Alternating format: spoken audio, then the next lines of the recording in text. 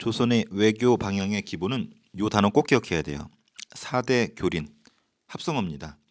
이게 무슨 말이냐면 지도를 그려볼게요. 이렇게 조선이 있고 요때 조선 때는 여기가 명나라였거든요. 요 위에는 여진이 있고 여기에 외라고 하는 일본이 있었죠. 그래서 합성어입니다. 4대와 교린. 4대 모실사 큰대 큰 나라는 모시다. 명나라를 말하죠. 그래서 조선은 명나라를 항상 모셨어요. 형님으로. 그리고 교린 가끔은 강하게 가끔은 약하게. 그래서 때에 따라서는 사랑도 해주고 때에 따라서는 갈구기도 하고. 그래서 여진과 외한테는 우리가 교린 정책을 펼쳤어요. 가끔은 사랑해주고 가끔은 갈구고. 그래서 여진과 외한테는 교린을 했다. 그래서 그렇게 이원화되게 우리 조선은 정책을 펼쳤습니다. 그리고 15세기 동아시아의 기본은 명나라가 중심이에요. 그래서 명나라 여기에 짱을 항상 황제라 불렀었고 우리 조선도 왕, 일본도 왕, 베트남도 왕. 그래서 항상 조선뿐만 아니라 황제가 있으면 그 아래 왕들이 있습니다. 그래서 황제는 신이 지상에 내려준 최고 권력자이고 왕은 황제의 신하 개념이었었어요.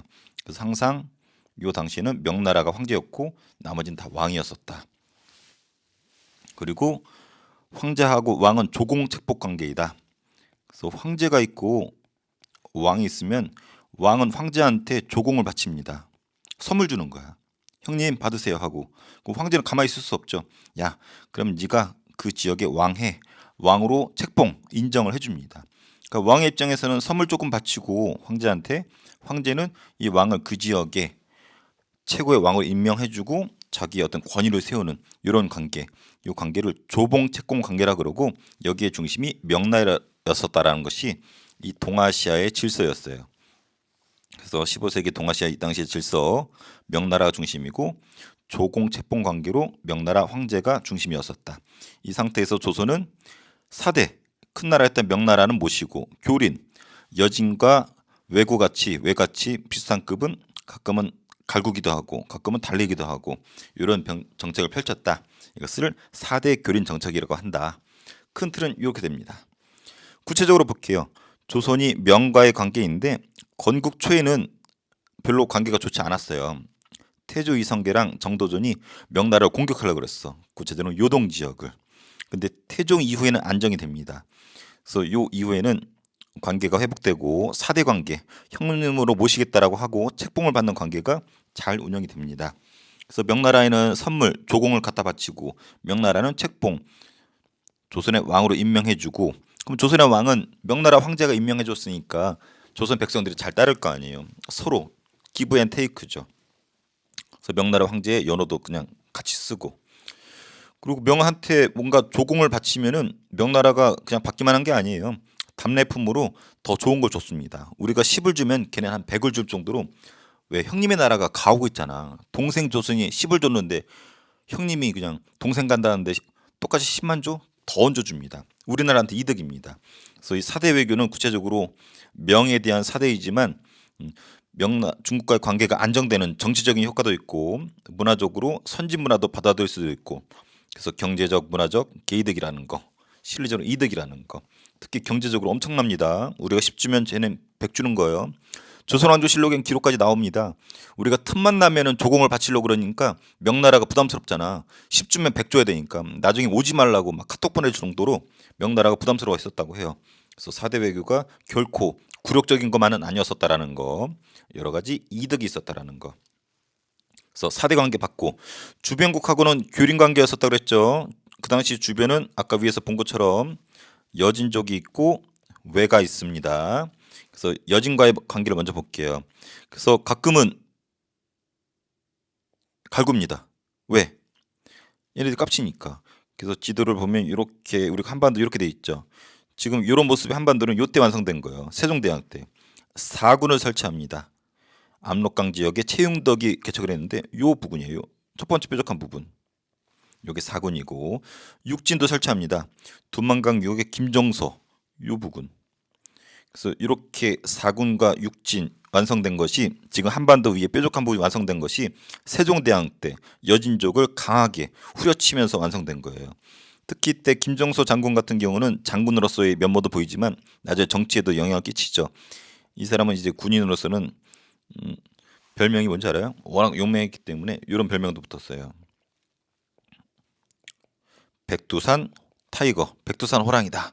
그래서 김정수 장군 백두산 호랑이라는 거 사극에 자주 나오죠. 사군육진. 근데 무조건 갈구기만 하면 애들이 삐뚤어져. 그래서 가끔은 달래줘야 돼요. 회유책. 그래서 가끔은 잘못 그렸네요. 가끔은 막 갈구기도 하고 가끔은 달래주기도 하고. 그래서 얘네들이 이렇게 자꾸 우리 국경을 침범한 이유는 여진족이 있는 이 위쪽은 농사가 잘 안 돼. 먹고 살 게 없어. 그래서 쌀이 필요하거든. 그래서 국경 지역에 무역소를 설치해서 필요한 쌀을 사갈 수 있도록 허용을 해줬고 교류를 어느 정도 허용해줬다라는 거. 그래야지 무작정 갈구기만 하면 이 새끼들이 삐뚤어져가지고 그냥 죽기 살기로 덤빈다고. 그래서 강경책과 회유책을 병행하는 것을 교린 정책이라고 한다. 자, 일본과의 관계를 볼게요. 오타가 있습니다. 회유책과 강경책이 거꾸로 돼 있어. 그래서 회유책이 요겁니다. 요렇게 강경책이 요렇게고 요거 출판사 프린트가 잘못됐어요. 자, 강경책 먼저 볼게요. 세종대왕 때 왜구를 격퇴합니다. 여러분 설명해 줄게요. 왜랑 왜구랑 좀 달라요. 요렇게 있으면은 왜는 이 일본 본토를 보통 말하는 거예요. 근데 왜구는 일본 애들 중에서 이 구가 도둑구자거든. 도적 새끼들. 그래서 여기 가운데 스시마라는 섬이 있습니다. 대마도라고도 하죠. 우리 부산에서 보일 정도로 부산이 더 가까워. 일본보다. 근데 여기는 90% 이상이 산으로 되어 있기 때문에 농사가 안 돼. 먹고 살려면 약탈하는 수밖에 없어. 도둑질. 그래서 우리가 흔히 말하는 이 왜구는 주로 이쪽 대마도 애들을 말하는 겁니다. 요 새끼들이 그렇게 깝쳤거든. 고려 말에. 조선초도 그렇고. 그래서 세종대왕이 하도 열받아가지고 건국 초에 왜구를 격퇴합니다. 세종대왕 때 대마도를 공격을 해요. 이종모 장군을 보내서. 그래서 대마도에 짱 무릎 꿇혀놓고 싸대기를 쳐가지고 막 토하게 만들고 난리를 핍니다. 세종대왕이 하도 열받아가지고 저 새끼도 그냥 가죽 껍질을 벗겨가지고 질근질근 씹어먹을 새끼들이라는 세종대왕 세종실록 조선왕조실록의 기록이 나옵니다. 그래서 세종대왕이 그냥 온건한 착한 이미지만 있는 게 아니에요. 아주 강한 사람이었어요. 세종 때 대마도 정벌하고 왜구를 격퇴했다. 강하게 했죠. 그래서 강경책이에요. 하지만 마찬가지로 달래줄 때도 필요하죠. 그래서 마찬가지로 아까 왜구들이 필요한 거 얘네도 쌀이거든. 아까 여진족처럼. 그러니까 무역소를 설치해 준 것처럼 뭔가 쌀을 가져갈 수 있게 허용을 해줘야 돼. 그래서 산포를 엽니다. 포라는 말은 항구란 뜻이 항구. 그래서 개항, 세계 항구를 열었다는 뜻이에요. 부산포, 연포, 제포. 그래서 부산포는 지금 부산, 제포는 진해, 연포는 울산. 그래서 일본과 가까운 울산, 부산, 진해 등을 항구를 열어줍니다. 여기서만 쌀을 사갈 수가 있어. 이것을 산포 개항이라고 합니다. 그리고 대마도의 짱을 대마 도주라 그러거든. 요 새끼랑 약속을 합니다. 개해년의 책이란 약조를 해가지고 야 너네들 배는 몇 대 오고 얼마만 사가 이렇게 해가지고 약속을 합니다. 그래서 나름대로 룰을 만들어서 그 새끼들이 쌀을 사갈 수 있도록 허용을 해준 거죠. 그리고 요 세 개 항구의 왜구가 외관이라고 해가지고 중심지가 만들어지고 여기에서 제한된 무역을 허용을 했었습니다. 하지만 요 새끼들이 약속된 것만 사가니까 너무 아쉽거든. 그래서 세 개의 항구에서 외란, 우리 임진 외란할 때 외란이 외놈들의 깝침이라 뜻이에요. 이 세 개의 항구의 주변에서 반란을 일으킵니다. 이게 삼포외란이고 이런 거 단속하려고 만든 기구가 뭐였어요? 기억납니까? 비변사였죠. 그래서 이런 란이 있을 때마다 임시로 대처하기 위한 기구였지만 임진왜란 끝나고 병자호란 끝나고 맨날 군인들과 고위 관료들이 여기서 모이니까 이거의 기능이 양란 이후에 세졌다라고 몇 번 나왔었죠. 여기에 연장입니다. 그리고 기타는 다른 나라하고도 교류했었던 내용이고 이게 이제 지도로 나오네요. 여기 보면은 자 명나라하고는 4대 관계로 형님으로 모셨다. 그래서 4대 관계고 그리고 여진과 일본하고는 교린 관계였었죠. 그래서 우리가 합쳐서 4대 교린이라고 부르는 거예요. 형님은 모시고 교린 강할 때는 강하게 가끔씩은 달래주자 이런 정책이었습니다. 그래서 여진 무역소를 설치해서 달래주기도 했지만 깝치면은 사군 육진 개척해가지고 영토를 확장시켰었죠. 일본 특히 요 대마도 요 도적 새끼들을 왜구라 불렀었죠. 요 새끼들이 문제였었죠. 그래서 요 새끼들 가끔은 세종대왕 때 이정무 보내서 박살내기도 했었고, 그리고 얘네들 숨통은 틔워주기 위해서 부산포, 부산, 연포, 울산, 제포, 진해 요 항구에 세 개 항구를 열어줬었죠. 그래서 외관이라 해가지고 거기를 중심으로 무역을 할 수 있게 해줬는데 요 새끼들이 삼포에서 외란을 일으키죠. 관련된 것이 비변사라는 임시기구도 있었다라는 부분 연계해서 공부하면 앞에 부분과 연계가 됩니다. 이런 상태로 있다가 일본 새끼들이 임진왜란을 일으켜요. 시간이 지나고 나서. 왜? 전국시대라고 있었다 그랬죠. 일본이 쪼개져 있던 것을 하나로 통일한 사람이 등장하죠. 이 새끼가 잘 안 보이지만 도요토미, 누구나 다 알죠. 한국 사람이라면. 도요토미 히데요시가 전국시대를 통일하고 조선을 대거 쳐들어오죠. 이것을 임진왜란. 그래서 양난이란 표현은 두 개의 난동이 있었다라는 거야. 임진왜란과 병자호란을 합쳐서 양난이라고 부릅니다. 여기서는 그냥 임진왜란 이후에 일본과의 관계인데, 근데 도요토미 히데요시가 죽으면서 임진왜란이 끝나잖아요. 근데 도요토미 히데요시 부하로 있었다가 기회만 틈탔던 애가 요 새끼야. 확대해서 보면은 도요토미 히데요시는 약간 쥐새끼처럼 생겼는데 요 새끼는 두꺼비처럼 생긴 새끼. 요 새끼 이름이 뭐냐면 들어봤나요? 도코가와 이에야스라는 놈이에요. 얘가 되게 참을성이 있어. 도요토미 히데요시 원래 라이벌이었는데 도요토미 히데요시가 힘이 센 걸 알고 그 아래 부하로 들어갔다가 기회만 엿보다 있다가 도요토미 히데요시가 죽으니까 그 아들을 죽이고 최고 권력자가 된 사람이 도쿠가와 이에야스입니다. 군인입니다. 그리고 얘가 에도 막부를 엽니다. 막부라는 건 중학교 때 배웠습니다. 한마디로 군인 무신 정권을 막부라고 불러요. 근데 수도를 에도로 했기 때문에 에도 막부라고 부릅니다. 이걸 만든 사람 도쿠가와 이에야스고 에도는 현재 도쿄. 그래서 도쿄가 수도가 된 것이 이 에도 막부 때부터예요. 그걸 누가 만들었다? 도쿠가와 이에야스. 그래서 도쿠가와 이에야스가 조선에 카톡을 보냅니다. 조선 형님 미안해요.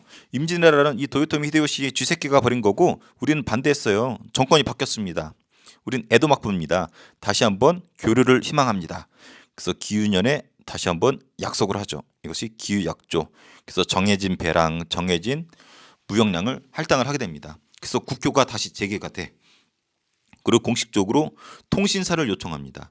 우리가 SK, KT 같은 통신사가 아니라 우리의 문물을 일본에 전달해주는 그런 역할, 그리고 서로 소통하는 역할로 이렇게 걸쳐서 12번 정도 파견된 정도로 일본의 문화를 전달하는 역할을 했었다라는 거. 도쿠가 이에야스 같은 이런 최고의 권력자를 쇼군이라고 불러요. 쇼군, 한자로는 장군이라 부르는데 일본에서는 쇼군이라고 부릅니다. 이 통신사가 오면 쇼군이 기분이 좋아. 선진국이었던 조선이 자기를 인정해 준 거거든. 그래서 이 통신사가 올 수 있게 일본의 쇼군은 엄청 노력을 했었고 실제로 12번 갔었다고 했죠.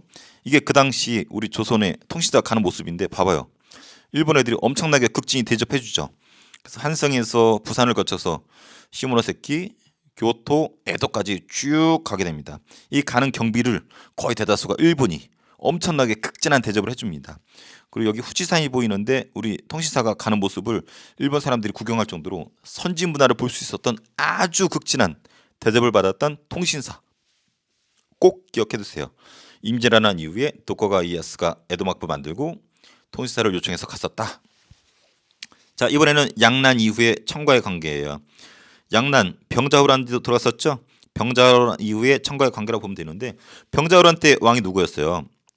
청나라한테 머리를 박았던 인조였었죠. 그래서 이렇게 단을 쌓고 청나라 황제가 앉아 있으니까 인조가 어떻게 했어요? 무릎을 꿇고 머리를 쥐어 박으면서 피를 철철철 흘리죠. 이걸 뭐라 그랬죠? 삼전도의 굴욕. 그 굴욕을 당한 애가 인조야. 그 아들 둘이 끌려갔었죠. 첫째 아들, 둘째 아들 끌려갔는데 첫째 아들이 소현세자. 근데 이 새끼는 아버지가 죽여버렸죠. 왜 죽였는지는 앞에 나오고 결론으로 둘째였던 누가 왕이 돼요? 효종이 왕이 됩니다. 효종이 둘째. 그러니까 효종 입장에서는 아버지가 이런 개치욕을 당했죠. 그리고 눈치를 본단 말이야. 청나라한테 복수하고자 하는 신하들의 열망도 있고 해가지고 효종은 명에 대한 의를 지키고 복수하겠다라고 북벌을 준비합니다. 북쪽을 정벌하자. 한마디로 청나라한테 복사자라는 게 북벌이야. 근데 청나라는 조선 아니 중국의 왕조 중에 최강대국 중에 하나였거든. 불가능합니다. 그래서 준비만 하다가 액션만 취하다가 실행이 되지 못해요. 그래서 북벌 인조의 둘째 아들이었던 효종 때 하려다가 못했다라는 거. 우리 효종하면 예성 논쟁의 주인공이기도 했었죠. 둘째 아들이기 때문에 벌어진 일 앞에서 배웠습니다.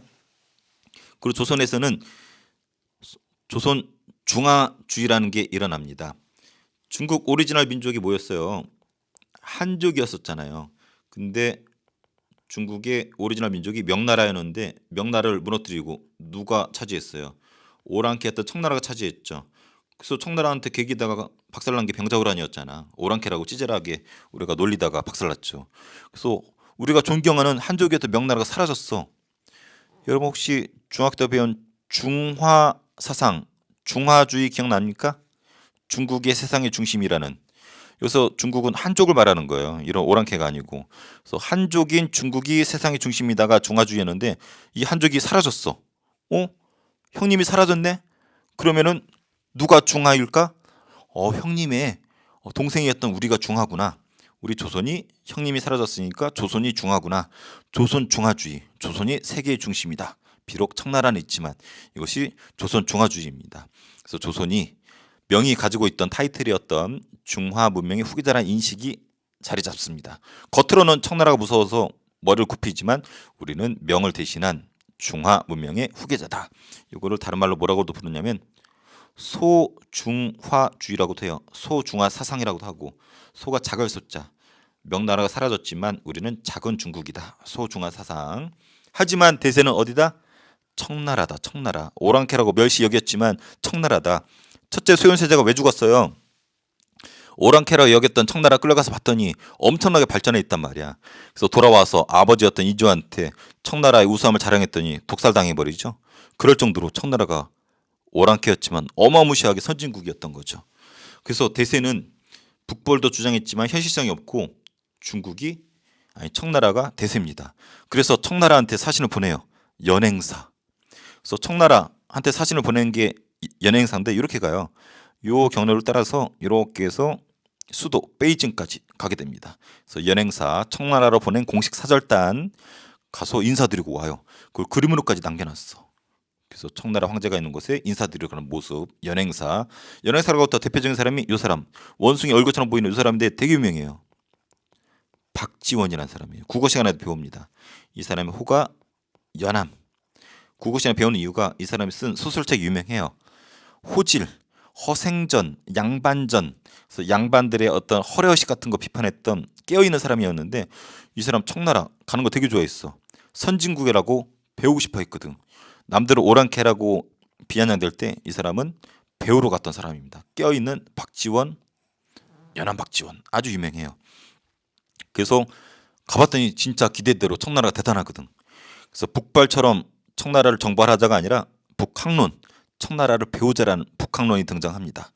그래서 연행사 일행 박지원 같은 애들이 청과 교류를 하면서 선진 문물을 조선에 소개합니다. 그래서 일부 지식인과 청의 선진 문물을 적극 수용할 것을 주장했고 그것을 배우자 북학론이 등장합니다. 박지원은 뒤에 또 나옵니다. 자, 배웠던 거 지워서 한번 문제를 풀어볼게요.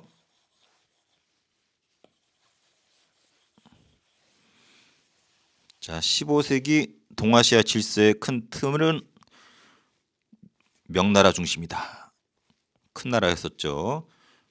그래서 명나라를 중심으로 조공을 갖다 바치고 왕으로 임명을 받는, 조공 바치고 왕으로 임명을 받는 조공 책봉 관계였었다. 우리나라도 마찬가지였다. 그래서 우리나라의 기본 방향은 명나라를 모시는 4대 교린 정책이었다. 4대 명나라 같은 큰 나라는 모시고 교린, 우리랑 비슷한 체구는 주고받는다. 4대 교린. 그래서 명나라한테는 4대 있었다.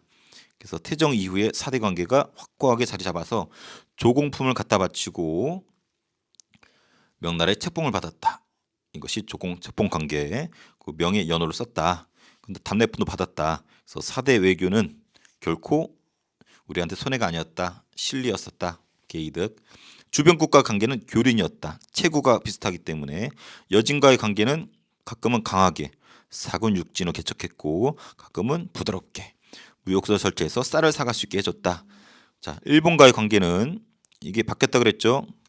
가끔은 강하게, 그래서 왜구도 격퇴하고 세종 때는 이정무 장군을 보내서 대마도주 싸대기도 치고 회유책 달랬죠. 세기 항구를 개항시켜서 물건 사가게 해줬고 쌀, 대마도주랑 계약조 체결해서 무역량과 선박의 수를 조절했었고 하지만 이 새끼들이 삼포에서 반란 일으키면서 깝쳤죠.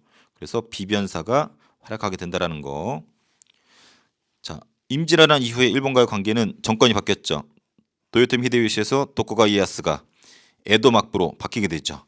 그래서 기후약조 체결하고 통신사 요청 받아들여서 갖고 일본에 선진 문화를 전달해줬다. 자, 병자호란 이후에 청나라의 관계. 인조 개구력당한 인조의 아들 효종 때 청나라 정벌할 것을 주장한 북벌이 있었지만 미실행했다. 그리고 내심 청나라 앞에서는 굽실대지만 우리는 중화주의라는 생각을 가지고 있었죠. 사라진 명나라 대신에 우리가 중화 문명의 후계자다. 이런 생각이 있었고 그래도 대세는 어디다? 청나라다. 그래서 청나라에 보낸 사신 연행사 그리고 청나라를 배우자 북학론이 주장됐었고 대표적인 사람 박지원이 있었다. 자, 기억니은. 자, 명과 동아시아 사이의 질서. 뭘 바탕으로 했나요? 조공 책복관계. 청나라 황제를 중심으로 여기 우두머리가 조공을 갖다 바치면 뭘로 인정해줬어요? 그래, 너지가 왕 해라. 책봉을 해줬죠. 조공과 책복관계. 그래서 조공을 받고, 그러니까 명의 입장에서 조공을 받고 그 지역의 통치자로 왕으로 임명해줬다. 자, 양난 이후에 청가의 관계. 한마디로 병자호란 이후에 청가의 관계. 연행사 파견했죠. 북학론 제기했었죠. 북벌을 효종이 추진했지만 실행하지 못했죠. 기후약조 요거는 왜 일본과의 관계였었죠. 그래서 기억 니은 디귿이 되겠습니다.